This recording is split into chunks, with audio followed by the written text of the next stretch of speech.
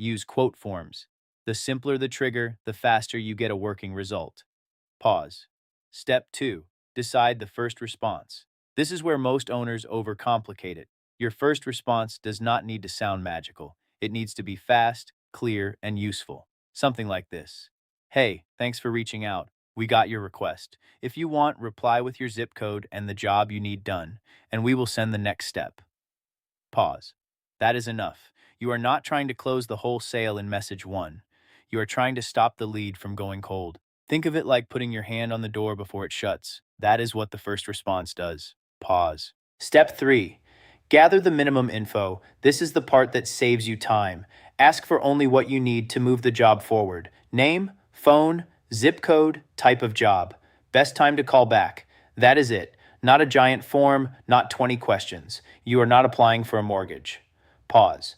If your business needs photos, ask for photos. If your business needs product details, ask for the order number. If your business needs scheduling windows, ask for 2 available times. The goal is not to make the agent smart. The goal is to make the handoff clean. Pause.